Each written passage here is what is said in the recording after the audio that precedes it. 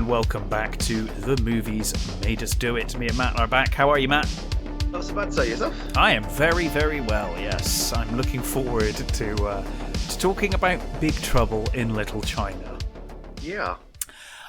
When did you first see this mental movie? Well, I think this was a TV one. I think this is probably one I saw on TV and then immediately went and bought it on VHS. So I think it's the same for me. I think I taped it on TV. I saw it on TV, taped it, had it on tape for a while, then, bought the VHS and then eventually the DVD. Yeah, that's actually thinking about it, that's probably what I did. I probably recorded it on TV.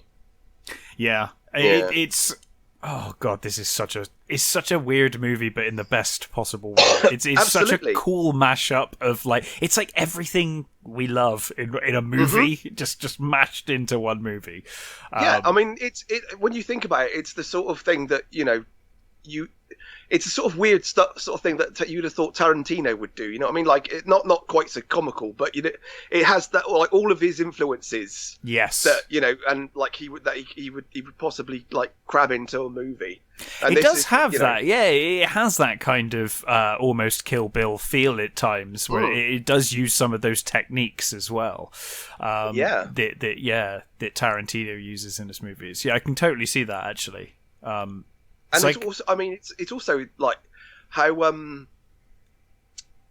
different it is for Carpenter as well. It's nothing at all like any of his movies previously. No, not at all. I mean, the soundtrack is about the only thing you can really, yeah.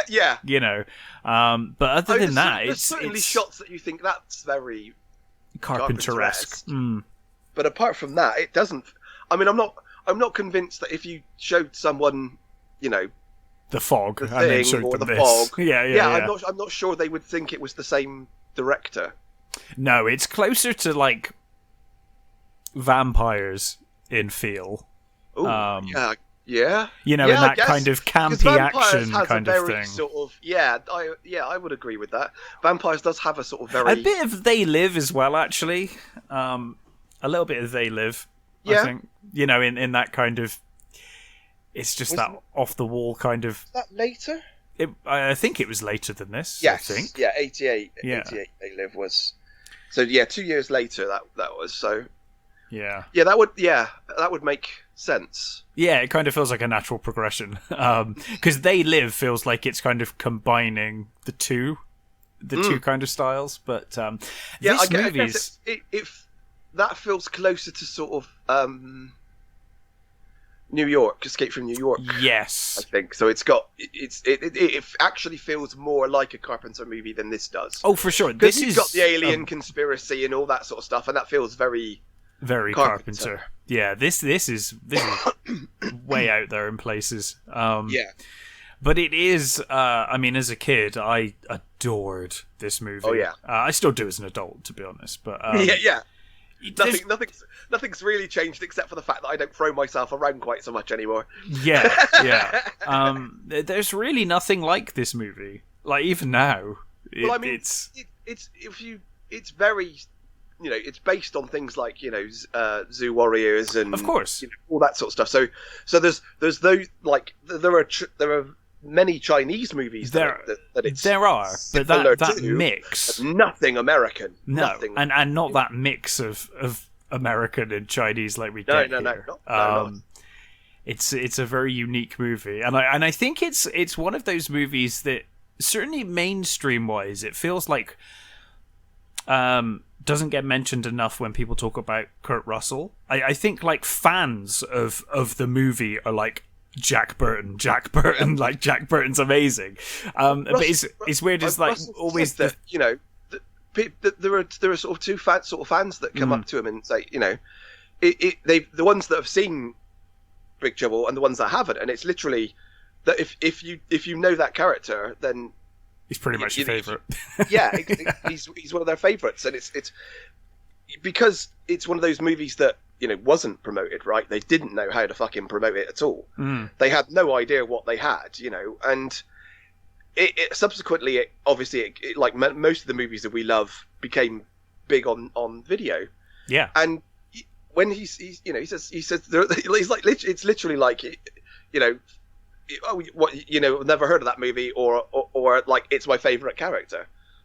Yeah, absolutely. And I think it is probably my favorite Kurt Russell character. It's between this and Snake. I can't. And they're opposite performances, which is great. Yeah. Like you see the way Jack Burton handles guns in this versus Pliskin in Escape from New York, and and basically, like, I always felt like Pliskin is how Jack Burton sees himself. Like, he thinks he's like that badass, but he's just like absolutely not. He's just like completely not. But yeah, I mean, my favourite horror movie is The Thing. So absolutely, I love The Thing. McCready's probably my favourite. Sure. Russell performance, which again is night and day to this. Only slightly, and it's all like relative, really. But yeah, I mean, the thing about Burton is literally the fact that he's not a hero, really. He's completely can, and this is why they didn't know how to sell this bloody movie, because they were it must have been a marketed nightmare. That I can just imagine. The hero? That team. How is the Chinese guy the hero? I don't understand.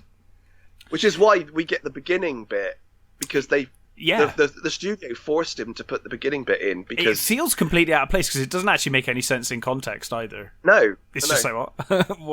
Like, it was literally there to tell the audience that Jack Burton was the hero. Yeah, Jack's the hero. That is literally what that beginning bit was for.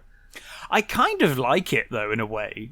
I think it's because really it nice sets your expectations, and then you just find out what Jack's actually like as the movie goes on, and it's quite funny. But yeah, so to be honest, it's a good introduction, because it immediately shows you that he's like, magic's real. And he's like, how do you prove it? And he literally just says, well, like this, and and you see that, and it's okay. Well, now if he can do that, then right, okay, we know where we are. Sure, we know that anything is possible from now on. And you're right, it does set the stage quite nicely, and I guess that sets the stage quite nicely for us to start going through the movie, because that's literally how it starts. Is the I guess it's like a police. He's a lawyer. Oh, it's a lawyer, is it? Sorry, it's a lawyer. It's a lawyer's office, yeah. And they're questioning the events that have happened that we're about to see. Green flame and explosions that almost level a city block. Yeah. And of course, yes, this all culminates in with Egg, isn't it? And it culminates in them. Basically, like you said, saying, well, do you really believe in magic? Are you telling us that you believe in magic? And of course, Egg then pretty much shows him immediately, right off the bat, yep, magic's real. Here's a load of electricity in my hand, and he's got proof. And it's the thing, even though it was like put on there by the studio, Egg's got a great little speech there. It doesn't feel too like tacked on, because it is well acted, and it is well and like I said, I think it kind of works in that funny way of like the people of China of Chinatown think that Jack's this hero, but in reality is just because we'll get to the end when we get there. But ultimately, Jack does defeat the big bad. Like he is a hero. He's just not terribly heroic. Yes, but you can see that someone who's had limited interactions with him through the movie, because they weren't there for certain parts, might think, oh yeah, he's a real hero, and it's kind of funny, that kind of perception versus the reality we're about to see. And then, of course, we cut to Jack driving. We mentioned that he's played by the great Victor Wong. Yes, yeah. Who is great in so many movies. He's always kind of playing a similar character. Yeah. I suppose the obvious one to choose is I mean, he doesn't last very long, but he's in in Tremors. Yeah. It's the shop owner, which is quite funny. Yeah. Isn't he the one that comes up with the graboids thing? I think he is, yeah. I think he's the one that names them graboids, yeah. Yeah. And then we immediately go to Jack driving in the rain, and he's on his CB radio, not talking to anyone, but just broadcasting out to anyone that wants to listen. Yeah. About Jack. He's just basically, it's one of the best introductions to a character.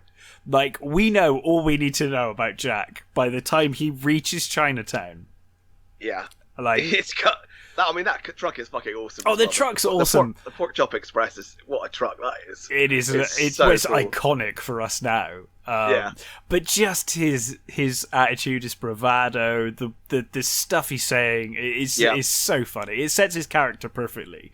We know he's got a massive mouth. He thinks he knows it all. He's travelled around. He knows everything. And he based his performance on John Wayne.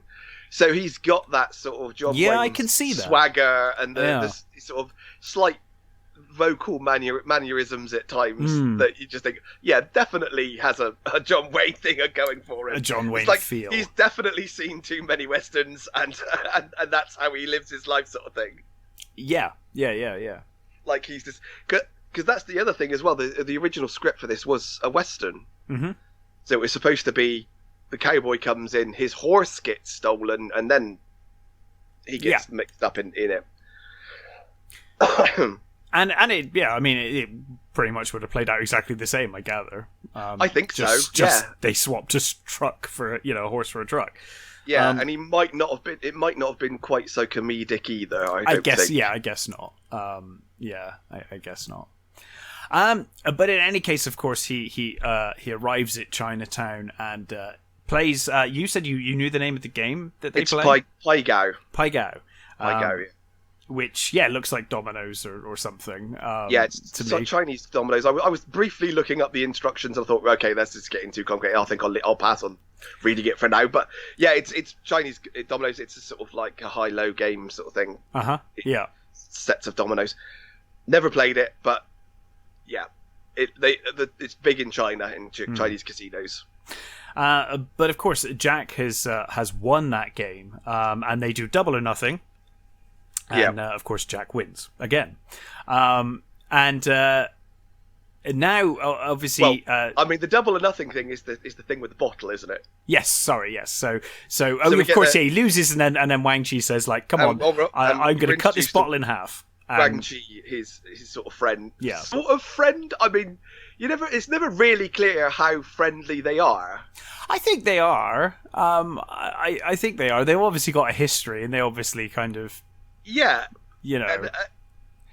I think he's friends with Jack in that kind of way that you're friends with some people that you're like, oh god, that guy, it's like I guess I'm friends with him. Yeah,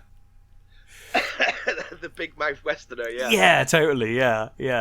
So Wang Chi takes out a bottle and says, "Double or nothing," that he can cut the bottle in half with his cleaver. And Jack says, "Not that bottle, this bottle." No, well, first of all, he says, "Oh, come on, don't be daft, this is silly." And he says, "No," he says, "Double or nothing." He says, "Okay," and he says, "Yeah, not that one, this one." He gives him the bottle he's just finished.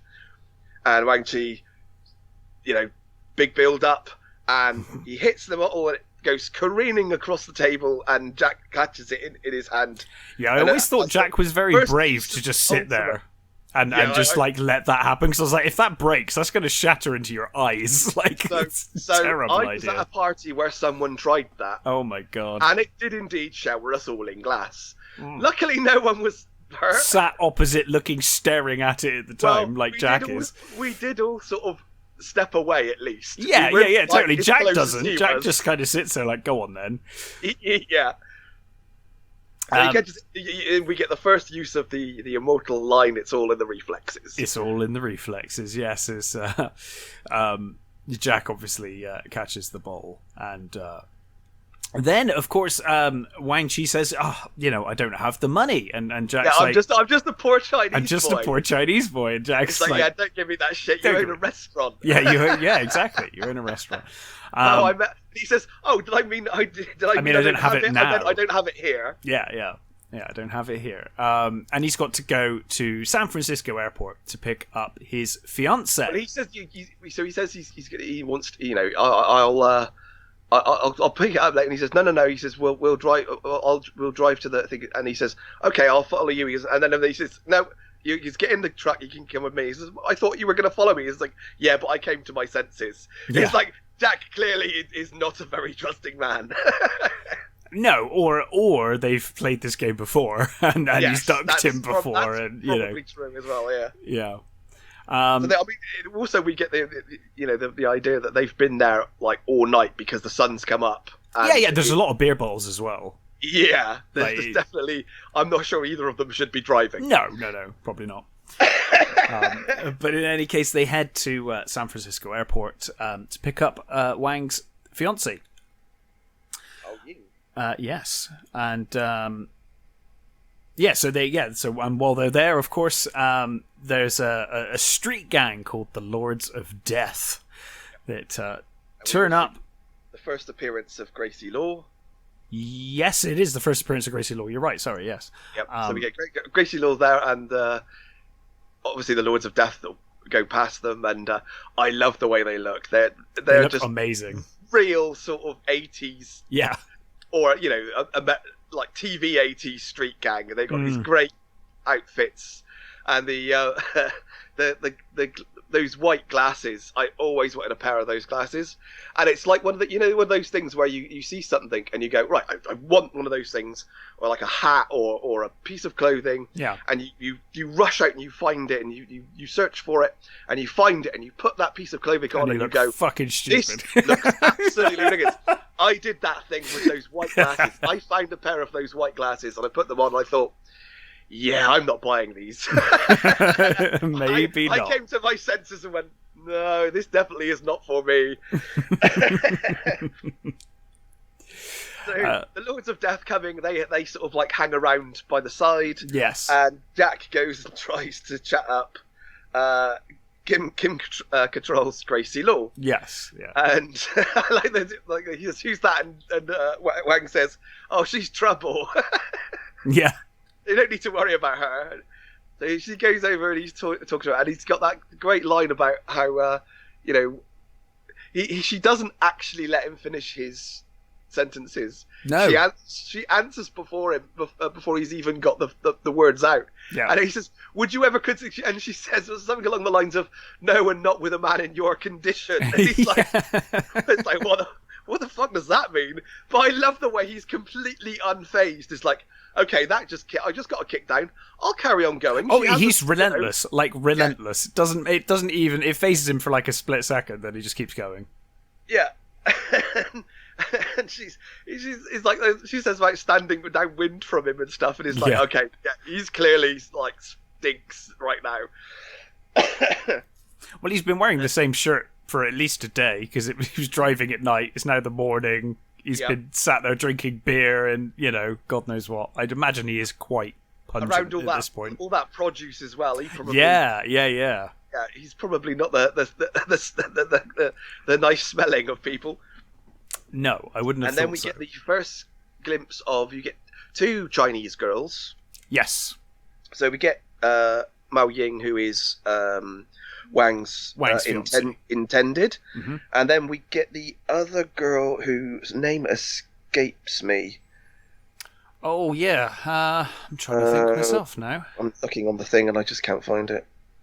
No, I can't remember her name. Well, anyway, there's another girl who it turns out Gracie's there for. Yes. And there's always a little bit of confusion about which ones the Lords of Death were actually trying to grab. Well, I guess it's not entirely clear. Because I think the idea is that they weren't there for Mao Ying. Well, they were there for Gracie the whole time. I think they were there for Gracie's girl. They were just. I think they weren't even there with an actual intent. I think they were. Because I think there's a bit. It might have just been find anyone with any girl with these coloured eyes, just go find them. Well, no, I don't even think it's the eyes thing. I think they were just there to because Eddie later on says they were just there at like. Oh, he does actually. Yeah, he says they were just looking for like. Slaves, so I think, basically. So my guess is they were just going to grab any Chinese girl that came off the plane. Yes. Yeah. And they just because when later on we'll get to a bit where they get Mao Ying, but they grab her, and Jack comes and tries to intervene, and one of the guys takes out a knife and like a collapsible baton. Yeah. And he starts swinging it around, and I love the way Jack's like, "Hey, where'd you get that?" And he's like, "Where did that come from?" He's just walking back away from me. He's like, "Oh, what the fuck is just happening?" And the guy's just doing all these spins. But that's like Jack's reaction from this point to the end of the movie is like, "What the fuck is going on? Like, what are you doing?" Because I mean, Jack Burton's expecting a fist fight. Or something like that. This guy's just like pulling weapons out of nowhere. He's like, "Where did you get that from? Like, what are you doing?" And the guy who plays the guy who brings the knives out, he went on to be Carpenter's stunt coordinator for all his later movies. I did not know that. Yeah, I only know that I saw the commentary for this, and Carpenter said, yeah, he went on to be his stunt coordinator for all his movies. He said cool.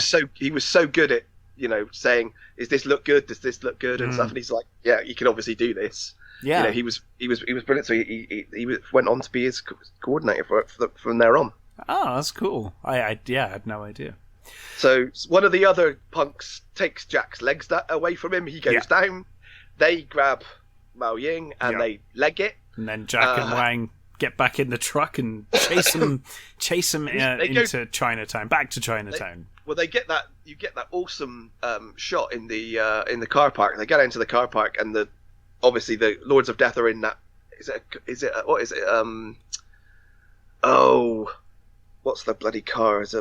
I don't really know cars, I'm afraid. I know what it is. It's a car. It's a beautiful red. It's a nice car. Yeah. And you get the shot of them careening towards them, and they sort of jump at the last minute, which is actually filmed backwards. Yeah. Which I love. It's like if you can just see that it's filmed backwards. Yeah. But usually, if those shots are sped up enough, it's effective. It's effective. Yeah, it's such a brilliant shot that it doesn't matter how it was filmed. It just looks awesome. Yeah, it's a great shot. Careening at them. And of course, Gracie's there as well. She's putting the girl that she has into her van, and he says, "Jack, where do they go?" And she points that way, and he says, "Call the police," and she just gets in a car in her van and drives off. Yeah. So yeah, they get in the truck and they head follow back them to Chinatown. Yeah, because Wang says he knows where they hang out. They've got like their clubhouse sort of thing. So that's where they're heading. Yeah, but then stuck in the back alleys of Chinatown, they of course get caught in between in a gang battle. There's a funeral procession, isn't there? I think. Going on. It's the funeral procession for the now it's the Wang. I think it's Chang Sing, isn't it? Chang Sing's, and then the Wing Kong interrupt it. Yeah. And I just love the truck that barely fits, and it literally. I know, it's like, how do you drive around these streets? How do you get around corners or anything? It's like so tight. And Kurt actually learned how to drive that truck as well. So most of that driving he's is actually doing. Him. Yeah, and I love the way that the reveal is great. So you get the chanting and the sort of the bell noises coming as the procession's coming towards them. Yeah, and he's like, "Oh, this is the Chang Sings," and Jack says, like, okay, and then he looks in the mirror and he sees these guys in black suits and red coming behind him. He's like, "Do they have any enemies?" He's like, "Oh yeah." He says it's these guys, and he's like, he goes, "Oh shit, these guys are like complete butchers." He's like that. He goes, "Don't move, just don't just say stay anything. still, just don't do anything." Yeah. And they get the Chinese standoff. It's like they're sort of all around. And I just love the fact that they're all around his truck. Yeah. It's like they don't even notice the truck's there. They're just like, they just ignore the truck. It's like they're just completely surrounding the truck. Just part of the furniture. Yeah. And I think, is this the first time you see the boot knife as well? He comes up with the boot knife. Yeah, I think it is. Yeah.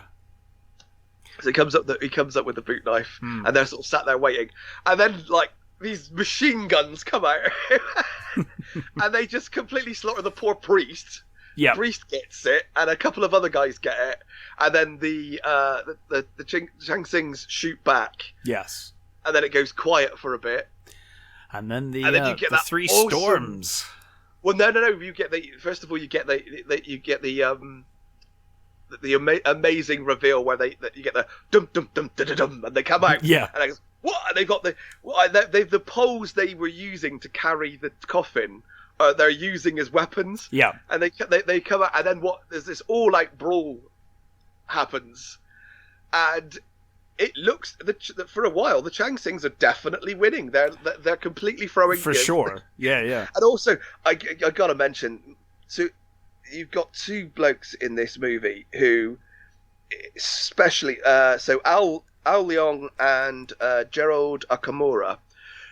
So you've got the guy who with the receding hairline and the long hair and the tash and the little goat, you see, and the heavy set bald guy with the beard who's got the two gold guns. Yeah, those two guys were henchmen in almost every fucking movie in the in the 80s. Pretty much, yeah. You name it, those guys were fucking in those movies.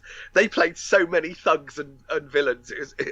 They must have had a pretty good career. Like, I mean, I guess kind of like Machete. Machete. You know, Machete. Oh, the movie. Yes. Sorry. My brain's Danny Trejo. Again. Danny Trejo. Yeah. Danny Trejo in that sort of, if you want a Hispanic bad guy, it would be him. I certainly back in the 80s and 90s he was like, yeah, for sure. Before he properly got starring roles, and if you wanted the Oriental thug, it would be one of these two or both of them. Yeah. So you get those the big fight, and it's pretty brutal. The thing you also notice is because some of the choreography is not as good as like certainly some of the Chinese movies at the time. Sure. But actually, I think it still holds for the majority of it. It still holds up. Rewatching it, I thought it held up pretty well. Martial artists. Yeah, I thought it held up pretty well, to be honest. Rewatching it, and that's when you get the three storms turn up, and Jack's like, "Who the fuck are these guys?" Sort of thing. It's like, what the fuck's going on now? And they turn up. They're clearly. I mean, one in particular, Lightning, got lightning crackling around his body. Yeah, so it's thunder, rain, and lightning. Yeah, these are not normal guys. No, but I thought they descended from the sky in this scene. Do they not? I can't remember. They may not. Maybe it just parts and they're there. I think they come in. Don't they? They come in individually, don't they? Is that right? But they show. I think. Or do they just come? Oh, they come down. They got the cookeries. Yes. They come down. They got they take out the cookeries and they throw them at the first because they open fire on them. Yeah, don't they? They use guns and nothing happens. They're just stood there. It's like, okay, that didn't work. And they pull out those cookeries, and in this really weird. I've always thought this is one of those weird bits. Where it's like, why have they got electronic sounds when their arms move? Yeah, and they pull back their arms to throw the cookeries at those dudes. And that not. They don't just throw them at those. They do full somersaults. Yeah, it's like they throw. It's weird. It's like they throw themselves. Like they move back to throw them. They wind up their whole bodies and their whole bodies flips as they throw them.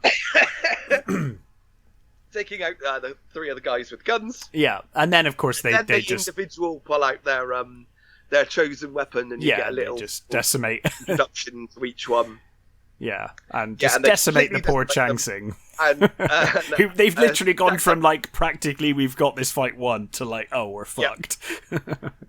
And Jack's like, what the fuck do we do? What's going on? And Max goes, look, just fucking drive. Just drive. Yeah. So they start driving, and that's when you see Lo Pan.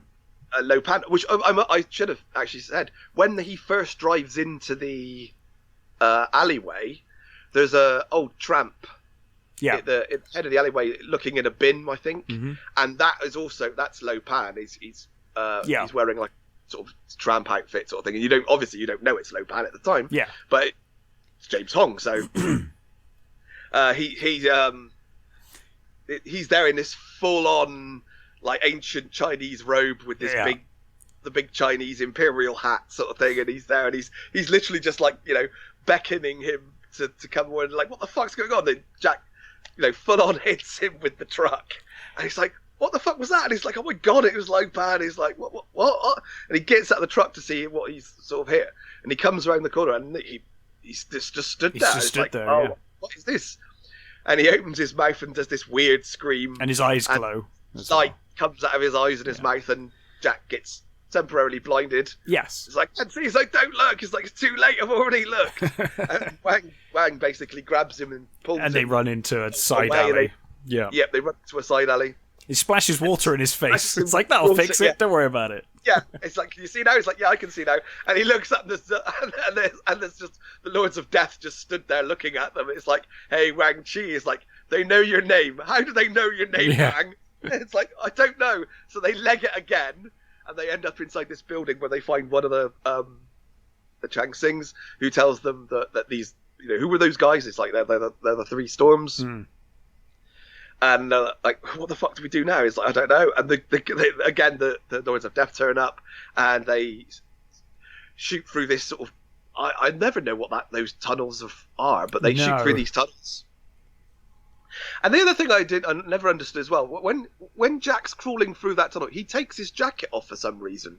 Yeah, I don't know. Yeah, I don't know why. While he's going through the tunnel, it's like, what is he doing with his? Why is he taking his jacket off? And he leaves it there in the tunnel. It's like, yeah.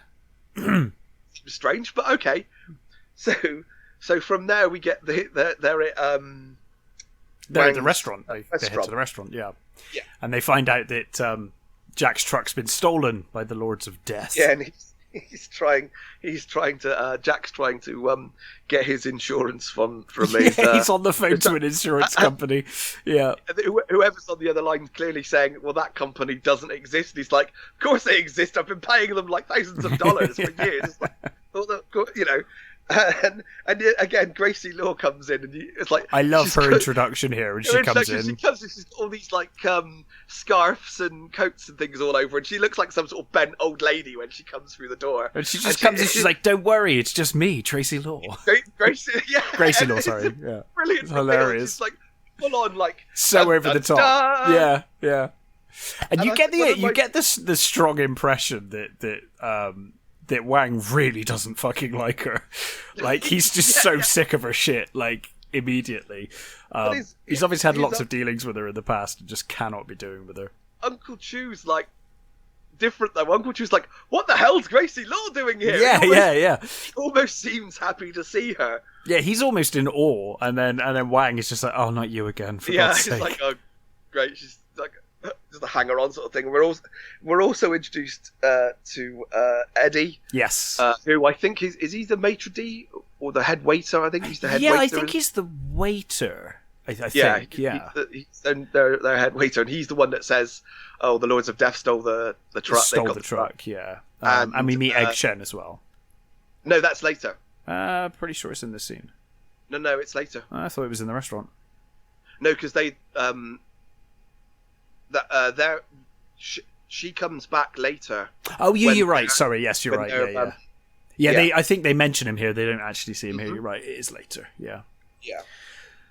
And she explains that she was there to pick up the girl that she was, because she's making sure of her civil rights and things, because that she's that sort of this sort of. I get the feeling that she's one of those. She's a lawyer, kind of like Jack. She's a lawyer, like she's got a better opinion of how good she is. Than she for sure. Really is, like, well. They parallel each other really well in this movie. Yeah, really. They're both very fucking self-confident and full of themselves. She's clearly incredibly smart, but yeah, maybe not as capable as she thinks. She's not as capable as she thinks. I love about her, the way she speaks and the way she has her dialogue, because she's so fast. She's absolutely brilliant. What I love is that all of her dialogue and the way she speaks is really like one of those 30s, like bringing up baby sort of thing. It's that really cool sort of Katharine Hepburn style of dialogue that is just brilliant. And I absolutely adore Kim Cattrall anyway. I loved her because before then she was in Police Academy. Yeah. And of course she was Lassie in Porky's, which is one of my my favourite bad movies for that era. That, you know, when you're a kid and you want to see like sex comedies and stuff, and the internet didn't exist back then. No, so it didn't. If you want to see boobs, you have to see those terrible sex comedies, and she was fantastic in those movies. I've followed her career mostly ever since. I mean, Sex and the City notwithstanding, because that's utter trash, and I wouldn't touch that with a barge pole. I watched the earlier series with my sister, but yeah, no. She's still fantastic. As far as I remember, I think the Studio One didn't want her. Oh, right. Because, like I said before, she'd mostly done those sort of in Police Academy and Porky's and stuff. So they were suspicious of that, and I think the writer didn't like her either. The writer wanted to change her character. See, for some reason. I think she's perfect in this role. And she's exactly, absolutely perfect. Carpenter was like, no, this is she's who I want. She's perfect. That's who we're getting, and that was it. And he fought to keep her. Yeah, and rightly so, because she is absolutely perfect in this, and absolutely gorgeous. There's a shot at the end, which we'll get to, that I absolutely adore. It's just beautiful. So, I just the plan they come up with is just incredible. So, and I love the fact that they say it's like Jack. They don't, basically, they know Wang, and they know everybody, Eddie and stuff. So they can't use Eddie, so they're going to use Jack because no one knows Jack. No. So they say, okay, here, go in you're going to go to this brothel in disguise. And you're going to ask for whoever for a girl with green eyes, basically. And he comes with this terrible suit. The outfit is amazing. And I think it's the suit he wore in Used Cars. It looks like it. It does. It looks like it. Yeah. And it's just the weirdest sort of like nerdy like car. I mean, I'm not sure he says what actually his job's supposed to be. I don't think he does. No. He sounds like a car salesman. Yeah. So that's kind of what I thought he kind of was. And then he goes there and he's like, pleasure is my business, I think he says, isn't it? Yeah. And he asks for like a girl with green. Oh, I want something really special. I want a girl with green eyes. Have you got anything like that? And it's like, no, Chinese girls don't come with green eyes, sort of thing. And it's like, surely alarm bells are going to be ringing right now. It's like, you would imagine. He's not been terribly subtle here. Exactly, the only girl they've just received with green eyes, and you're asking, that's not suspicious at all, is it? No. I'm sure this will go down just fine. So he then starts questioning one of the girls. And he's interrupted pretty quickly as the storms attack. I think it's just lightning. It's lightning, isn't it? Yeah, I think. Lightning turns up and it like crashes. I think don't the others take Miao Yin while lightning attacks him? No, I think he just... is it? I can't remember. So. I thought it was just he just grabbed her. I'm not sure. When they escape, he's holding her when he uses the lightning to... he is actually. Yeah, you're right. So I think he's just him... And Jack punches him a number of times. Yes, it's just no effect at all. Flinch. Yeah, right. Then he gets like punched away. And of course, like I said... I always love the way he escapes with the puts his hand out the lightning and basically literally just travels along the lightning. Yeah. And there is that great shot of him going sideways from the hole in the roof sort of thing as he goes away, and I love that. And clearly Raiden was based on lightning. Oh, no doubt. I can't imagine anyone's going to argue with that. It was such a clear comparison. I think the guys who made Mortal Kombat definitely loved this movie. Oh, for sure. There are different elements of this movie that I think made it into Mortal Kombat, but Raiden's the most clear. Yeah, I mean that's just straight from this movie. And I think Shang Tsung is probably based on certainly his plan as well. Certainly his earlier appearances, I think. Yeah. Yeah, absolutely. including his. I mean, obviously Shang Tsung has the shape-shifting abilities as well early on, which kind of goes along with what we've got here, because obviously it does come in several forms throughout the movie as we see Lo Pan. But yes, of course. So Storm, as you said, Lightning takes Miao Yin, and then we are back at Gracie's apartment, and they find out that Miao Yin has been taken to the Wing Kong Exchange. Yeah, and it's basically a front for Lo Pan's sort of his domain. It's his legitimate. It's legitimate business for all of his nefarious schemes and plots. Yeah, and the Kurt Russell in that scene when he's sat in the chair, he had massive high temperature. He had like flu. Oh really? He was apparently. And if you look at how sweaty and like he when he sat in that chair, he is definitely not well. And he's it's like, I know I'm sick, I just got to carry on and plow through it, which he totally did. Wow. So they basically say, okay, have we been introduced to Margot? I think it's around here, isn't she? She's at the Wing. Is it the Wing Kong Express? No, because she meets her at the car, doesn't she? She does. I don't think we've met her yet. Right. Okay. So it's. I think it's coming up though. You're right. Yeah. So we get they decide that they're going to go to the Wing Kong Exchange, and again, there's another. We have to come up with an elaborate way of getting in. Yeah, of course. To the Wing Kong Exchange. And do we get the? No, we don't see him again yet, do we? No, we don't see Lo Pan yet until. No, I don't think so. A bit later. So yeah, they get to the Wing Kong Exchange, and they basically pretend that they're phone repairmen. Yeah. And they basically just walk in and say, "Oh, we got this job. We got the thing at the back," and the security guard just sort of looks at them, and is like, "Okay, fine, why not?" Doesn't move. They just sort of says, "Okay," and I guess it is true. If you walk in with authority, with enough people believe bravado, you. Just act like you own the place. It'll be fine. Yeah. Yeah. So they get there and they go into a lift. Mm-hmm. Yeah.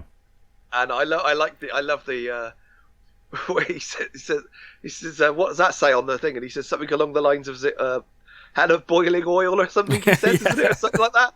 And he says what? He says no. He says it's just this.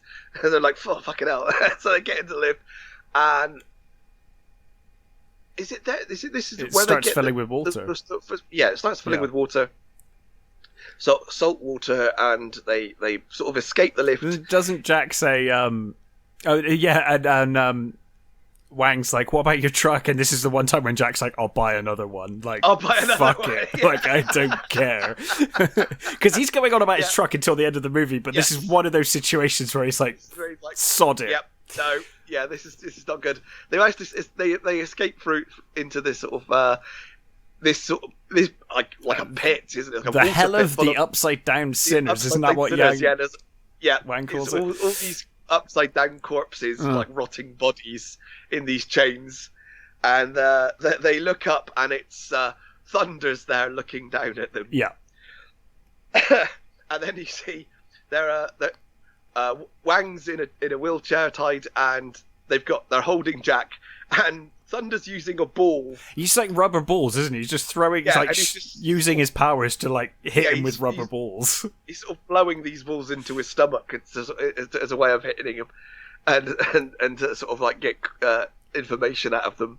Yeah, and I think Rain kind of goes for Wang, and then Jack's like, fight me like a man, and he just looks at him and just gets another ball and just throws it straight to his stomach again. Yeah. So then this is when we now see Lo Pan. I think they're taken to Lo Pan. Jack's put into another wheelchair, and they're taken down to the Buddha, the room with all the Buddhas in it. Yeah.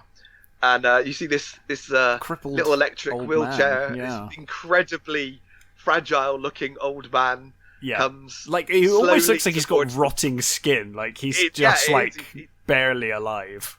Yeah, and he's there, and he's like, "Who's this?" It's like, "Who's this now?" And it's like, "We came to see Lo Pan." It's like, he says, "And you have succeeded." And he says to him, he says, "Oh, I don't get it." He says, I don't get it. This is Lo Pan. He's like, "Shut up, Mr. Burton. You were not put on this earth to get it." I absolutely bloody love. For fuck's sake, James Hong. Yeah, James Hong is fantastic in everything he does. And again, he's another one of those actors that at the time that was like in everything as well. If you wanted a sort of like some sort of Chinese mentor or sort of weird restaurant owner or something, you basically got James Hong. So he explains that they've got Mao Ying because he was cursed by the first emperor to have no flesh except for this horrible crippled old man's body, and he explains that he needs to marry a green-eyed girl, who can tame the savage blade, the burning blade, and then he must sacrifice her to his demon so that he can become flesh again. Yeah, and he says to Wang that what province was she from? Was she the daughter of a holy man? I'm sure she was. I must know. And basically, Jack just calls him a lunatic. Yeah. Jack's not buying any of it. Any of this stuff. Your problem? Are you nuts? Is that your problem, sort of thing? And then he spots Gracie, and I think this is where Margot's. So Margot's with them now. Like you said, I think they meet him. Like you said, outside. So we get Eddie, Margot, and Gracie. And I only found out yesterday when I was looking her up. So Kate Burton, who plays Margot, I never knew she's the daughter of Richard Burton. I didn't know that. No, I guess I'd never looked her up before. But I looked her up yesterday, and it was like, oh, okay, I did not know that. Wow, that's fantastic. So yeah, she's Richard Burton's daughter. I mean, it doesn't really mean anything to anybody really, unless you're a fan of Richard Burton. But I love Richard Burton, so it fascinating thing anyway. Doesn't Lo Pan? He kind of sees them on the security monitor, and he's just like, this sort of stuff really pisses me off. Yeah, this pisses me off to no end. So yeah, they get wheeled off, and Lo Pan trundles away, as it were, to basically call security, sort of thing. Yeah, and then you've got Gracie, Eddie, and Margot talking to security. They're asking for a tour of the building, and she says her pen's mightier than your sword. Mightier than your sword. She'll give a bad write up of you, buddy. So you better give us a tour. And they're like, no tours. And it's like, oh come on, man. Can you do anything? He's like, no tours. With Instagram influencers, that hasn't aged one bit. That line. No. It's like just as relevant now as it ever has been. We'll give you a bad review if you don't give us stuff. Yeah. And of course Thunder comes in and says, I can give you a tour. Yeah, all suited and booted and looking, And Carter Wong, who plays Thunder, he was the instructor for the Hong Kong police force. Oh, right. Before this movie, so he was a full-on, amazing martial artist, which kind of shows when you definitely when you see. So yeah, he's got them. He's taking them supposedly on a tour, and they're in another. Again, there's a lot of lifts in this movie. There is. They're in a lift, and gas starts coming up, and they're like. Does it? Gracie's like, is this lift going up or down? It feels like it's going down, and it just collapses. Yeah. And they pick them up and they take them off, and then you cut to Jack and Wang, who are in their wheelchairs in this little room, and Jack kind of falls backwards, doesn't he? And breaks it sideways. He manages to flip the chair sideways and get hold of his knife from his boot, so that he cuts himself loose And I don't. Is he cut? He does cut Wang loose, doesn't he? Yeah, he cuts him. He does, loose. and I think Wang then starts talking about the legend of Lopan. Yes. And then 2,000-year-old and cursed. Yeah. Basically, he's like cursed to walk as like a ghost-like form until he can marry. Yeah. Same kind of story that Lopan told, but it's slightly different now because we're getting the like kind of real truth of it. Yeah. So he needs to marry a special kind of girl to become like corporeal again. Mm-hmm. And then Thunder comes in with Eddie. Yes. And they sit back in the chairs. On a hook.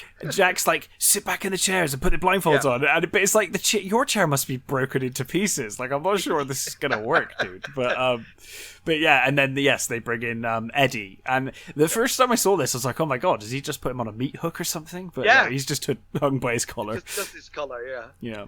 And then Jack jumps on him, and they sort of try and get out. And well, he tries a couple of times with the knife, and then finally he gets there, doesn't he? And he's like, yeah. And Wang says, "Come on, Jack, we gotta go." It's and like, he's how? Yeah, because he's like just on the back of this like behemoth with a knife, and obviously, like as soon as he lets go, he's just gonna destroy him. Yeah, and he does that breath thing, doesn't he? He breathes in and starts expanding. Yes, yeah, and which knocks Jack off into the wheelchair, and he starts which goes rolling all the way down. This long corridor at an angle. he completely bowling pins some of the guards. He does. Yeah, he hits over a couple of guards on the way. And there's a well at the bottom that it's heading for, and he manages to stop himself by grabbing the wheels.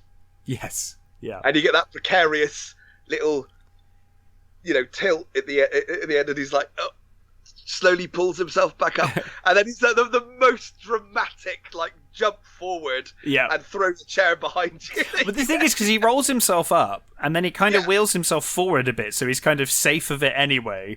Yeah, and then he kind of jumps up and pushes it back off into the well. Yeah, he definitely could have just got up. He could have totally just got up at that point. Yeah. And that whole set was built at an angle, so it's actually flat. It's not a tilt at all. Oh, really? Yeah. But yes, of course, they've trapped Thunder. Theoretically, they've trapped Thunder in the lift, in the room they were in, and then they pick up the guns and they do a runner. Yes, they decide to stage a diversion, which goes about as well as you'd imagine. Wang and Eddie. Wang puts a gun to Eddie. Yeah, he says, "I'm gonna kill him." And Jack climbs under the bridge they're on, doesn't he, to get to the girls who are imprisoned, to try and get them out of harm's way. More evidence of Jack's complete ineptitude is he's over the top of these cages, talking to Margot, and he's talking, and she says to him, "What's the plan?" He's like, no idea. I don't know. Yeah. I have no idea. It's literally just winging it as we go along. Meanwhile, we've got Wang holding a gun to Eddie, and he's like, "I'll kill him if you don't let us go." And then the guards just don't buy it for a second. They just immediately come out and start kicking the shit out of them. Yeah. And I always thought it was weird that so they took them all upstairs. Yeah. So they've put Margot and Gracie with all the other girls that they've got in these pens. Mm-hmm. And I've never understood. Is it just because she's a big mouth that they've got her completely trussed up? I'm assuming she was just trouble, and they were like, just shut her up and just because she's completely trussed up like some sort of rodeo horse. Yeah, and she's got a gag in her mouth. But none of the others haven't. They're all just these cages. But she's completely trussed up and in a cage. Yeah. I mean, Margot's just sat there writing her story. Yeah, she's completely started writing this everything has become strange. And yeah. Use it pulling out every writing cliche she possibly can. Yeah, again, she's clearly another person who thinks she's a better journalist than she is. Absolutely. And that's what another thing I love about this thing. Almost all of the characters are if this was done now, it would kind of seem woke because all the white characters are bloody useless. Yeah, it's yeah, that's true. Actually, I hadn't thought about that, but it's done very well here, and you know, it's not. And there was absolutely nothing like this. No. Then no. Nothing where the main white guy is not really the hero.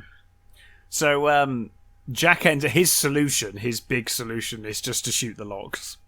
Basically, that's his big solution. Yeah. He shoots all the locks and gets all of the imprisoned women out. They've all they pretty much, as far as they're concerned, they make it to safety, right? They just don't notice Gracie for a while. They get to that that bit where they get to that door, and Jack opens the door. He says, "Like beyond here, it's just hostages and stuff. It's all pretty normal." He says, "We don't need to worry out once we get past this door, so everybody act natural, sort of thing." And I think Gracie says that the bus was already waiting outside for them, sort of thing, doesn't she? Yeah. When ready to go, sort of thing. And Jack opens the door, and there's all those guards just stood there, looking at him, and he shuts the door, and he's like, "We may be trapped." And the way he shouts at Wang, like, "Run and hide! They only saw me." It's like, and at the point he said that, they've already smashed half the door in as well. Yeah. It's like clearly they know you're all there. Like clearly. Yeah, and you get they come through. Jack does kill the first couple. He does with the gun. This is the first. Is this the first time he kills someone? I think it is, isn't it? Because you got that wonderful moment when he kills someone with the machine gun, and no, I think that's before. We missed that because that was a wonderful scene. That's before they get to the cages, and because they swap the guns. That's right. He's like, "I'll swap you." Eddie gets the smallest one. Yeah, Eddie gets the smallest one. Wang, he gets the pistol. Wang gets the shotgun, and Jack gets the Tech 9 sort of thing. Yeah. And Jack kills someone, and Eddie's like, "Is that the first time you killed someone?" And it clearly is. Like, you can clearly see it's the first time Jack's ever killed someone. You can see by the look on his face. But he's like, "No, of course not. No, of course not." It's like he's genuinely like shocked at what he's just done. Yeah. So yes, he does. He takes out quite a few, but quickly runs out of bullets. He runs out of bullets. Yeah. And then he goes to get his knife, and immediately throws the knife as he's pulling it out. Yeah. So it goes off to the side, and Meanwhile, I think this must be the first time we actually get to see. This is where we see Wang being badass, and a proper badass, because he basically takes them all down. Because you get the great scene where Jack's getting the knife, and then Wang's beat up everyone, and then Jack just jumps out with the knife. It's like, ha! Yeah, he comes up like, rah! And it's like, oh, no. Like, what are you doing, mate? Okay. So yes, and then of course they run up and catch up with the rest, but as they're escaping, Gracie gets caught by an awesome monster. I've always loved the design of this thing. I love that thing. It's so cool. It's very sort of Oni, sort of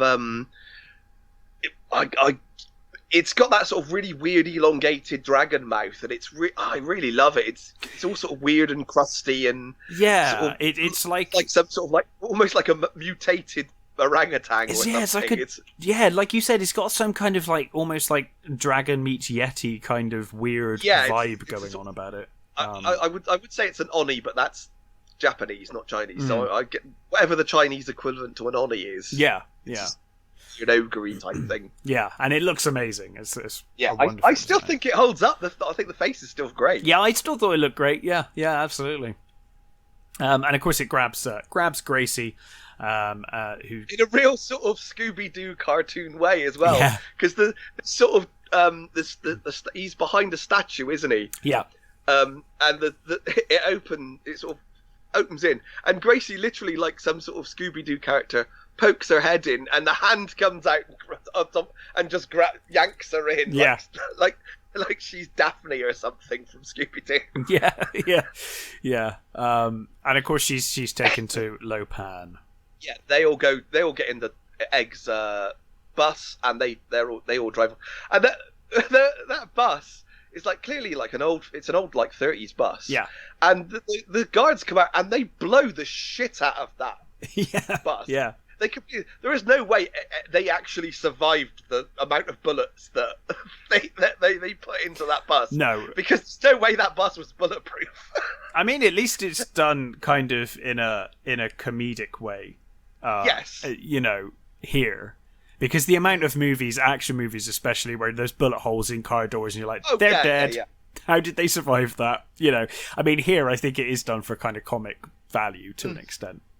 Yeah, and I think that's one of the things about this movie, though. Even though it's a comic movie, they take everything seriously to the point of it within its world. Yes, absolutely. It's a silly comedy, but within that, everybody takes it serious. No one's pissing about. Everyone's taking their roles seriously. Absolutely. They're all fully committing to the roles that they have. No one's at all being, silly with what they're doing. I mean, you could argue that Jack is because that's Jack's character. But exactly. That's his character. And I love, even, I mean, we're, I don't know, half, 3/4 of the way through this movie now, and Jack has seen so much, yet he's still denying that any of this is real. He's like, oh, this is just nonsense. It's like, look at everything you've seen, Jack. How can you still be denying it at this point? Yeah. I mean, we even get the bit where I can't remember which bit it's at, when he's talking about, I want to know what's going on, and Wang's like, you don't, almost like you can't handle the truth, and he's like, I totally can. I've just had some. He says, "I'm a reasonable guy, but I've just seen some pretty a lot of unreasonable things." Yeah, yeah. And so they end up going back, and is it this point that? Oh no, we get the scene with Gracie and Mao Yin with the blade. Is that Gracie's. Well, we get the bit where Gracie's taken to him first, and as the old yes, of course, man, and he notices that she's got green eyes. He's like, oh, 2 girls with green eyes. What can this possibly mean? Yeah, and he just decides he's going to marry both of them. It's like, yeah, sod it. She's talking to him. She's like, oh, you no panic, it's you horrible flesh peddler and all this sort of thing. And he's just going ticky ticky ticky, and he's like, trying to stroke her chin and stuff. She used to bite him. It's brilliant. So she gets taken off to the chamber with where Mao Ying is, and Mao Ying is there. She's like floating, above the ground, in this real sort of ritualized robe. Yeah, they both are at that point, aren't they? Because at this point, Gracie comes in and she's trying to say, "Is it are you Mao Yin?" or that sort of thing, and then full on Lo Pan comes in. Oh yes, yeah, and he says, yes, that's Mao Yin, and I plan to marry her and all that sort of stuff, and that's where he says that he's going to do this, sort of basically the same to her as well. He's going to, they do the test first, don't they? Then he says he'll marry them both. Yes, yeah. So from there, you end up with the I think, is it while Egg is explaining what's going on? I think so. You get so Egg's explaining what's happening and what they're going to do, and while you've got that explanation going on, you've got this big sort of ritual going on with the storms, sort of doing these ritualized movements, and they're placing like weapons down in front of the. You've got that really weird scene before then as well, when Gracie and Mao Yin are both strung up, and Gracie's trying to talk to her, and then I think it's lightning comes in and just makes their eyes go, and they both suddenly are entranced. Their eyes go white, and those wedding dresses are fantastic. They're stunning, aren't they? Absolutely stunning. And the makeup is amazing. And in fact, later on, Gracie says, like, "Well, I was getting married," because he's like, "Why are you wearing that?" She's like, "Well, I was getting married," Yeah. Yes, he does that. Yeah, he does that. Like lightning bolts, playing with the lightning bolts, and so they get the white eyes. I always love how long Lightning fucks around before he gets to the point. He's always got to show off his powers for ages before he does anything. At the end, they basically only all escape because Lightning's taking so long to show off all of his powers. Yeah. But anyway, yes, like you said, they're doing the ceremony. They're doing the ritual, and so Thunder comes down first, does like some sort of ritual display, puts his blades down in front of them, and then Rain comes down and does a sword display, and he comes up to them and he puts the swords out, and both women grab the blades from the swords. Yes. And then Lightning and all the rest, they sort of, I guess they're sort of channeling their energy into the blades, and the blades glow, and they ascend up into the ceiling where there's a dragon motif carved into the ceiling, and they both reach out and touch the dragon, whose eyes glow, and then the swords glow. Everything glows. Everything glows. And Lopan says they've tamed the savage beasts. Yeah. Presumably, most women or people would die trying to do this. I guess they don't survive the burning blades before they get to the top, I suppose. Presumably, yeah. So yeah, he decides he's going to basically marry both but kill Gracie afterwards. He's going to sacrifice Gracie, because I think the idea was that he has to marry. Yeah, so he has to marry them and also has to sacrifice. Them. So he's going to sacrifice one and live with Mao Yin. I think it's he has to marry one to get the flesh back, I think, to appease the Emperor. Yes, and then he has to sacrifice. He has to sacrifice her to appease his demon. But of course now he's got two, so he can have his cake and eat it, as it were. So he's going to marry both, kill Gracie, and then live. I think he says his earthly pleasures, live out his earthly pleasures. With Mao Yin, which is not at all creepy. No, not at all. Not at all. And then Wang and Jack go to see Egg now, don't they? And they're in the restaurant, and Egg turns up with some of the Chang Sings. Yes, and Egg pulls out that Magnum and says, I got you this. Yeah. Make you feel like Dirty Harry. Yeah. It's like, no, I'm fine. I've got this gun. It's all right. It's a hell of a cannon, though. I mean, Yeah, it's a full-on Dirty. He could have carried Harry. It as well. Yeah, wouldn't you have thought, like... I would have taken both. I would have been like, fine. Put it in your belt, and that's your backup pistol. It's fine. So he takes them to his sort of shop, yes, sort of Chinese medicine and curio shop sort of thing, which is the inner set for Ghostbusters. Yes, yeah, it's the fire station. So they get there, and he explains that they're going to go in through the tunnels of of underneath the Chinatown. And get in through that way, and he's like, "Oh, that's why he says, where are we going?" He says the Wing Kong exchange is back that way. It's like, yeah, you tried going through the front door. Yeah, we'll go through the back. Yeah. that didn't work.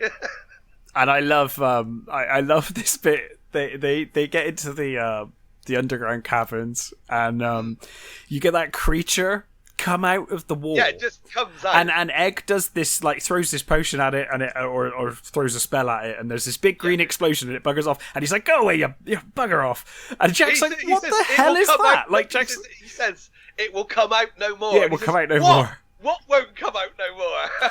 And it's just like nothing to Egg. Egg's like, "Oh, just fuck off, mate. Like, go away. We're not in the mood for you right now." It's the same thing with the water. Yes. Like black. He says, "What is that oil?" He says, "It's the black blood of the earth." Yeah. Oil. I mean, you mean oil? He says, "No, I mean the black blood of the earth." Yeah. So I think eventually they get to Lopan's offices, and that's where Egg makes the potion, doesn't he? Gets him to drink the potion.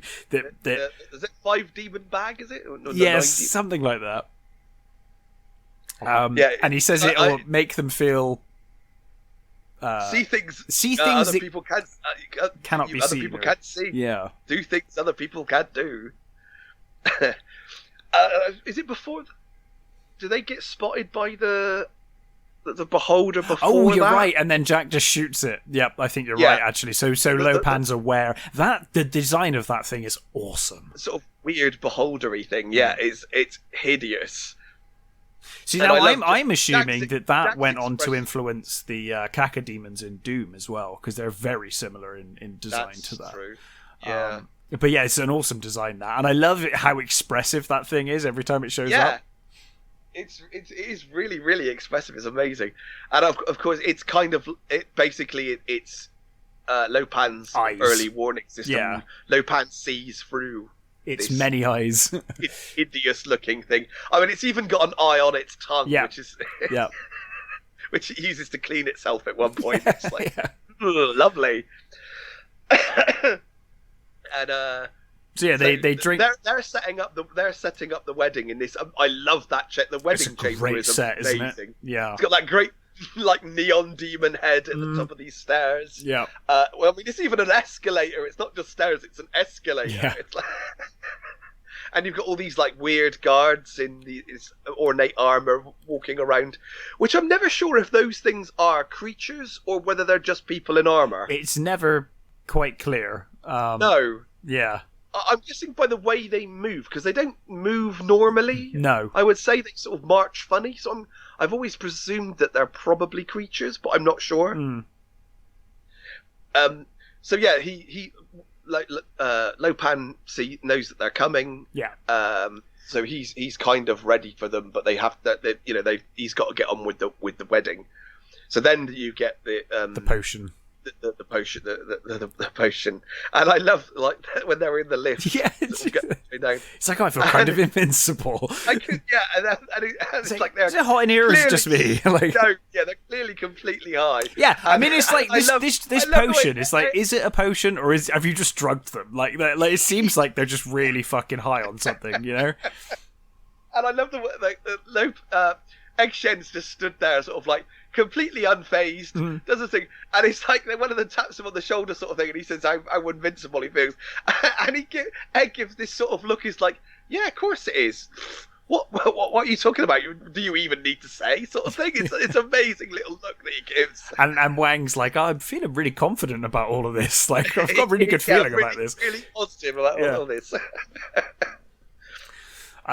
So of course.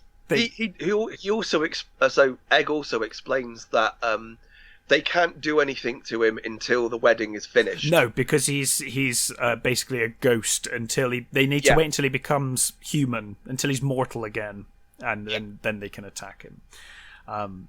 So they're waiting as the ceremony goes on, because Jack's almost immediate reaction is like, I'm just going to shoot him in the head. Let's just go and shoot him. Yeah, exactly. And so you've got they're sort of there waiting for the wedding, and he's appealing to, is it Jung Dai, I think his name? Something like that, yeah. Jung Dai, and he pulls out this pin, this needle, and he starts inserting it into Mao Ying. A love needle or something gross. Yeah. And he's drawing blood, and apparently, if you can spot it, when he puts the needle into it, it was a collapsible needle. Yeah. But James Hong was a little bit over. Oh no, really? Yeah, and if you look at her expression when he inserts the needle, he genuinely is hurting her. You can see her flinch. She actually flinches when he's putting the needle in. It's like, oh no! It's like, oh, dial it back. Oh, that's not good. So yeah, it's not good. No, but he pulls the needle out of her, and he's starting to become mortal at that point. He sort of tastes the blood, and you notice that even his skin starts taking on a more human looking tone. Yes, as he's there, and then that's when it's like, now he's flesh now, quick. So they all come. Jack shoots into the air. The thing spots him, doesn't it? Yes. The thing spots him, and Wang just impales it. Yeah. With his sword. And I think as far as I'm aware, the guy who plays Wang, Dennis Dunn, wasn't a martial artist at the time. Could have fooled me. I think he'd done a few things when he was a kid, but he wasn't a properly trained martial artist. And he went out of his way, I think, to... He's amazing. For this thing, yeah. And apparently he carried a sword with him around the set all the time to make the sword fight look more realistic. He practiced like non-stop with the sword. because he looks I think he looks fantastic. He looks amazing in this movie, absolutely. I mean, editing goes a long way, but he's clearly got some natural talent there. Yeah. But yeah, I love they go to charge and Jack immediately shoots into the sky, hits the archway and knocks himself down with the rubble. Knocks himself out with the rubble. So that's how he starts the fight. Yeah. Unconscious. Yeah. So everybody else, they all jump out. Wang starts fighting with Rain, which Rain has always been my favourite. I love the long hair and the swords. He was my favourite of the storms. We get a great fight here. The fight between Wang and Rain is awesome. I love when we get the like anime lines going, the fast lines going behind them, and as they kind of fly across the sky. I love that stuff. The whooshing clashing of blades and stuff. Yeah, it's fantastic. And you get I think that was all done with little trumpettes and stuff. Yeah. And I love that. There's that brilliant bit with where they fly towards each other and they clash a couple of times, and then they get this brilliant long one where they jump at the same time and they're side by side clashing, and they land. And Rain looks him up and down, slightly surprised that he can do this thing. And Wang does this amazing little eyebrow wiggle. Yeah. Which I think it's absolutely brilliant. That eyebrow wiggle is fantastic. And then you get Egg Shen, who's does this amazing. He takes out this. I think it's like a gem. And Lopan just crosses his little fingers, and they get these beams come out of these things, and they have this sort of it's like a video game going on. It's like this weird spirit jewel. Because Lopan even looks like he's playing a video game with his thumbs. Yeah, he's totally twiddling his fingers with his thumbs. Yeah. But it kind of like they shoot it the beam at each other, and then in the center we see these two kind of colossal creatures fighting with swords and shield. It's like real ancient sort of armor sort of characters who I guess are supposed to represent their sort of spirits sort of thing. Yeah. And there's this sort of almost slow motion clash of blades, and you get the sort of like you said. Lopan is twiddling his fingers while he's doing it, and Egg he's really straining with him. He's really pushing the sort of thing, and it sort of ends in a sort of stalemate, and there's a sort of explosion, and Lopan says, "You never could beat me, Egg Shen." And there's also a bit earlier on when when they first come out and he throws some sort of like grenade stones that he keeps throwing. And I love the disdain he holds Egg in. It just says peasant magic. Yeah. And you get on the top of this sort of plinth, he knocks Gracie turns around and he knocks Gracie off. Yeah. So she falls off the plinth, and he throws Mao Yin to lightning, I think, who takes. Or is it thunder? Either thunder or lightning. Must be. Oh, it's lightning because thunder comes down to fight. Yeah, thunder comes down to fight after. Yeah. He comes down. That's right. Yeah. So lightning takes off Mao Ying. Thunder comes down. Jack wakes up. Yeah. He's about to shoot Lo Pan, and Thunder grabs the gun and completely smashes it. He just literally obliterates it into powder. Yeah. Yeah. Egg throws one of his little grenade gem sort of things at Thunder, who gets blown into the sort of balcony above. Mm-hmm. And then Jack tries to get his knife out, and you get one of those armoured guards comes towards him with his sword raised, comes down, and Jack falls to his back and pushes the blade. Yeah.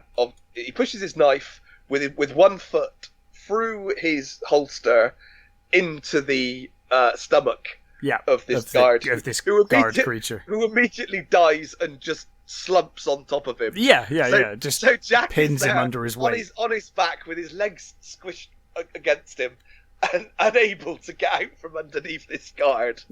While the fight is still raging around them. So he escapes. Lopan escapes up the sort of escalator into the head of this demon.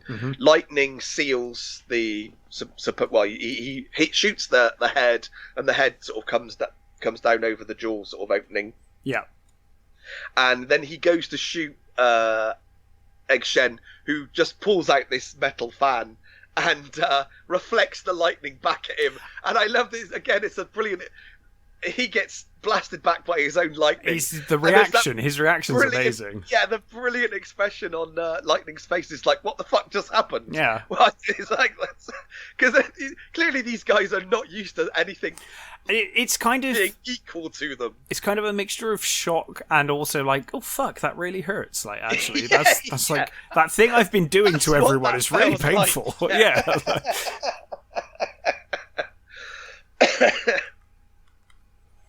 So, yep. And then Wang kills Rain. Yes. He does it. Rain comes like flying down at him, and Wang does this sort of like spin and throws the sword up into him, and the sword hits him, and he goes careening into the giant neon skull. And or is it? No, it's not. It's the evil Buddha thing, isn't it? Into the belly of the evil Buddha, and then Egg Shen blows up that statue. And Gracie and Jack manages to get the body off of him, and Gracie taps him on the back, and he turns around and nearly stabs her. Wang goes off to fight Thunder, I think it is, and they go to. They go to this lift. Well, it's another statue with like a lift in its belly, and they're trying to open it. And while Egg is destroying the evil Buddha statue, or the demon statue, they're distracted, and the door that they couldn't get open opens, and the Oni comes out and grabs Jack by the throat. And Gracie kicks it in the balls. And it goes down. They get into the lift, and the door's shut. And you get that sort of. That's when you get the. Jack is just sort of entranced by her. He's like staring at her, and he's looking her up and down, and she's like, "Oh, what's going on? What we got to get to this is where he's like, "Why are you wearing that dress?" And he says, "What are you wearing?" And she's like, "It was a wedding dress. I was getting married." And she's pulling off the headgear and sort of trying to sort her hair out. And they do that. They get this sort of their little kiss moment, which we forgot that they get a kiss moment earlier as well when they were in the water escaping. He's just like, "I'm so happy to be alive." It's like, sorry, I was just so happy to be alive. Yeah, he comes up out of the water and kisses her, and she's like, "Hey!" So she kisses him this time. And it's so brilliant that they come out of the lift, and he's just got this big smear of bright red lipstick all over his face. They just come out, and they come out into the Buddha lined chamber where Lo Pan is still trying to bleed Mao Ying, and he's saying, "Oh, I love you. You've got you're going to be." My it's like, I love you, but I have to sacrifice you. And Thunder is holding her. And that's when Jack turns up, and Wang comes in. That's right. Wang comes in, and there's the sort of three of them are stood there, and Thunder and Wang go off and sort of fight, and Jack tries to throw a blade. Yes. There's also we forgot the line in the lift, and where Gracie says, "Because what's the plan?" He says, "Have you got a gun?" He says, "I've got a knife." He's like, "You've got a knife?" So so he throws the this knife at Lopan, and Lopan just sidesteps. Yeah, and kind of like just like, what are you doing? Clatters off this gong, and the expression between the two of Gracie and Jack is like, she just looks at him and he's like, well, that didn't work. No, yeah, I tried. And Lopan picks up the knife. Yeah. And says, "Good knife," and he throws it back. And Jack, literally, this is his one like heroic moment. Yeah. In his amazing reflexes, which is the only thing he's got going for him, really, is he catches the knife by the handle as it's flying towards him, and immediately throws it back into Lopan's head. It's like right into his forehead, and it's all in the reflexes. Yeah, it's all in the reflexes. So Lopan dies, and all the statues start. The statues all fall. Like, it's like dominoes, basically. All, and the building starts shaking. Mm-hmm. And I think it's that point that Gracie notices that Jack's got the lipstick on. Yeah. And they rubs the lipstick off. And I love the fact they're sort of like completely forgotten about Wang. Yeah. Wang's off fighting Thunder. And they're like, Wang! And it's like, quick, we've got to go and help Wang. And I love there's this brilliant bit where Wang's sort of like doing these backflips away from Thunder, and Thunder's just throwing out these punches. And I love that Thunder stops sort of mid fight, and there's a lion statuette or sort of lion dragon sort of statuette on this table, and he's like frustratedly just stops and punches this this lion statue on the table and then carries on. It's a brilliant little aside sort of thing. And of course they turn up, and then Thunder looks over and he sees that Lopan's been defeated. Lopan is dead. Yeah. So he just starts breathing in. He gets so. I think the idea is he just gets so angry. Yeah. That he just. Wang's like, I don't think he's gonna stop. No, and he just gets bigger and bigger. Just And that I still think that effect is brilliant. The way his feet balloon and the seams of his boots. Yeah, it's amazing. Just come apart, and all it's like. And as he gets like really, really massive, he pulls out. I think it's the kukri, isn't it? He pulls out the kukri and basically sacrifices himself. And I love the sort of chunky bits of bone and sort of green sort of slime that comes out of the doorway behind them as they're running away. Yeah. And that's where they're like, oh crap, where the fuck are we going now? What are they going? And Eggshen's above them. He's like, hey, up here. Yeah. And it's like, how did you get up there? And it's like, it wasn't easy. It wasn't easy. Yeah. And he's got like a crossbow with a. It's a crossbow with a pulley system. Yeah. So he shoots that down as lightning turns up at the end of the kind of sewer hallway. And of course, lightning again. This is where lightning's just fucking around for so long. He's spraying the roof, and it's a great shot. It's a great shot, but they're all making their escape while he's doing it, which is just hilarious. But I love the shot of as he's walking along, the roof collapsing. The roof collapses behind him is a great. It's shot. Awesome. Yeah. So they basically get up to the top and they drop a statue on his head. And just crush. Yeah, lightning. Egg basically throws this statue down, doesn't he? It just crushes lightning. And then they find the truck. They find Jack finally finds his truck. I love that. My truck. Yeah. He walks in the room. He's like, oh, that's my truck. My truck. Yeah, and there's a bit there where he's running towards the truck. And those guards turn up and they start shooting at him. Yeah. There's a power junction just before he gets to the truck, and the squid goes off slightly too early. Oh no! So if you notice when he's running, it catches him. It almost catches him, and it was Kurt nearly got a bit of flamage there. He was very lucky that he carried on running when he. Instead of slowing down. He had full momentum and he carried on going because it went off slightly too early. Oh, God. So yeah, you really see that it's like, oh, did that actually hit him? And it basically singes him as he runs past. Blimey.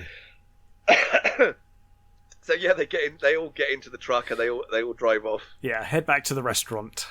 Yeah. Where we get Jack driving around, and then eventually, like, she's like, it's a red light, stop. He's like, we're okay, we've made it now, because he just like drives like a maniac. Yeah. So yeah, they head back to the restaurant, and I love Wang and Mao Ying are sort of kissing and stuff, and I love Gracie's dreamy expression with her head in her hands as she's just watching them. Yeah. So I'm appreciating the love. It's like, doesn't it make you feel wonderful? Yeah. And it's like, green light, you can go now. Yeah. Yeah, so they get back to the restaurant, and they're all sort of, they're celebrating. They're all having like a meal and stuff. Eddie and Margot are flirting. Yeah, and Egg backs up his stuff, and he sort of like goes to going on vacation. Yeah, he goes to quietly leave, and Jack sort of gets up and says, "Hey, what's the idea? Going to go back to the motherland?" He's like, "No, China's in the heart." Yeah, wherever I go, China is. Yeah. And so, Egg basically, says he's off to have a nice vacation because he's earned it. And then this is my favorite, one of my favorite shots as well. For pure lust reasons, really, and Jack's just picked up his saddle bag and he's putting his hat on, sort of thing, and the camera comes around the pillar, and Kim Cattrall just comes around the pillar, as they speak. She looks absolutely stunning. It's almost like the I mean, she's just normal looking, you know what I mean? It's like she's not wearing anything spectacular or done up any spectacular way, but the camera just is such a great, beautiful shot of her coming round the corner. She's never looked more beautiful when she comes around. That shot. I mean, I love her anyway, but it's such a great shot, and it's so beautiful. And he sort of just goes to leave, and she's sort of looking at him, and isn't it Margot? Margot's like, aren't you even going to kiss her? Are you even going to kiss her? And he's like, nope. But he says, he does, before that he says, they said, well, it could work, if he says, oh, you get tired of me, and, it wouldn't work out. He says he rubs everyone up the wrong way eventually. Yeah, sooner or later, exactly. Sooner or later I'd rub everybody up the wrong way. And she says, oh, it could work if you got perhaps a bigger truck with a trailer at the back, just cozy enough for two. And he says, well, nah, sort of thing, he says maybe, and he says, and then Margot says, aren't you even going to kiss her? And he looks back, and she looks at him, and he's like, nah, and it's like, oh my god, it's like, and she says, see you around, Jack Burton. And he says, you never can tell. Yeah. And he leaves and he gets this truck, and then you get as it opened, you get him driving off into the rain, and talking shit into the CB. You just get the impression that wherever he goes, he just talks the whole way there, just talking on the radio. You imagine driving along and listening to him while he's going. It's like, oh god, this prick again. But of course, he's got a stowaway. Yeah, you've got the little I said not little the Oni, the big monster Oni sort of thing is stowed away on the back of his truck. Yeah, and that's Big Trouble in Little China. A wonderful film. I love this film. It is. It's such a great film, and it's another one of those annoying films that just because the studio didn't know how to market it pretty much tanked at the box office. No one knew what to do, and Kurt Russell said it himself at the time. People would come up to him and say, "Hey, didn't you just do a movie?" And he said, they were like, "What is it? Where is it?" And he's like, "Yeah." He says, "He's like, it's out now. It should be out now." And because nobody knew how to market it, so no one knew just that didn't bother. It was even out. So it just completely bloody tanked. Yeah. And like I said, it was another one of those movies that was completely saved by the video market. Yeah, and I mean, in terms of, I don't know. I mean, Carpenter's got a lot of cult movies, but this might be the biggest cult movie he's got. Because it, like you said, it failed when it came out, but good God, has it got a ravenous fan base? I think VHS probably, is what caused the fan base to really kind of explode around Big Trouble. But and I think the difference is with something like The Thing, which was that too didn't do very well at the box office, and that was kind of saved by the video market. But I think the difference is now whereas everybody sees The Thing as a legitimate classic now, or most of those sort of ones that were saved by video, they're all now legitimate movies. They all have this. I think Big Trouble still has that cult thing. There's still not enough people really know it, even though it was it's done well and it has a great audience. It's still not, I don't think, talked about as with the same reverence as like The Thing or Escape from New York or Halloween. Or Halloween, exactly, and it totally deserves that. Yeah, and I mean, even things like this was this the, I can't remember which number this was, but Russell and Carpenter had worked together 5 times, over their career, and when Russell first got the part, he actually went up to Carpenter and said, "Look, are you sure you want me for this role?" Because he just had 2 failures. Yeah, his previous movies hadn't done very well at all. They both bombed, and he actually thought for a while that he was the kiss of death, because it was like, are you sure? And Carpenter said, "Look, no." He says, "I don't really care about the money." He says, "I just want to make this movie." Yeah. He said, and you're the guy for me. You're the one I want, which is, I think, just why they've just always had such a great relationship. So this was the ninth movie, I think. Carpenter's ninth, just after Starman, by the looks of it. Yes. Yeah. Because that's why he was able to do this movie, because Starman was a real success. Yeah. And actually, what we were saying earlier on about how weird this movie is for Carpenter, Starman is as well, actually. Yeah, it is. It's completely... Starman's is a weird anomaly in his career, because that's a sort of full-on, I mean, that's even sci-fi romance. It's even weirder. I mean, he went from Christine to Starman. That's quite a... Yeah. It's weird, actually, because he goes... He's got, like, The Thing, Christine, Starman, Big Trouble... and then Prince of Darkness, and it's like he goes back to, it's like two weird movies in the middle, and then back to normal. Well, I think this was his last big studio picture. Mm-hmm. I think he went on to do more. He went on to do smaller, movies after this one. Yeah. So, I guess he just wanted to go back to more of what he knew, I suppose. Yeah.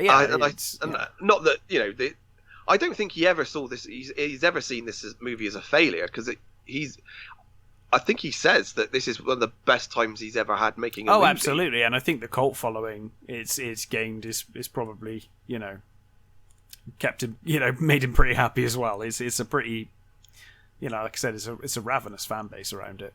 Yeah, it really is. Like we said, it's a great movie that needs to be seen by more people. Yeah, and I guess sometimes it can be a hard sell, because it is a sort of, like we said, within Carpenter's thing, it's a complete anomaly in that it's a sort of Hong Kong action sci-fi movie with sorcerers and stuff in it. So trying to sell that to people is actually quite hard. So you I guess you kind of do have to empathize with the studio at least a little. Yeah. In that they clearly didn't get it anyway, and they didn't know how to sell it. But you can sort of see how there was nothing like it. So. Yeah, there is nothing like it even today, really.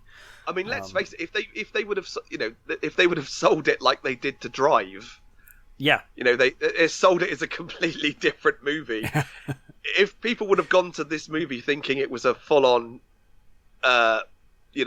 Escape from New York, Kurt Russell movie, they probably would have been very disappointed with what they got. Absolutely, yeah. You kind of need to know what you're getting yourself into when you're watching this. But yeah, an absolutely wonderful film. I absolutely love it. And highly recommended from both of us, obviously. I think that kind of goes without saying if it's a movie we're watching. It pretty much does, yeah. When we're doing these long reviews, it's never going to be a movie that we hate. So, no. But yes, thank you for listening, everybody. Maybe we should do a movie that we hate at some point. That could be interesting. I like to err on the positive with these, if possible. With these ones, especially when we're doing the long, It's probably not good for my blood pressure to sort of exactly. Rant for 2 hours on a movie we hate. But yes, we'll be back next week with the usual review fare. I guess we'll probably both have seen Army of the Dead by then. Certainly will, I expect. Yeah, and until then, stay safe. Thanks for listening, and we'll catch you next time. Bye.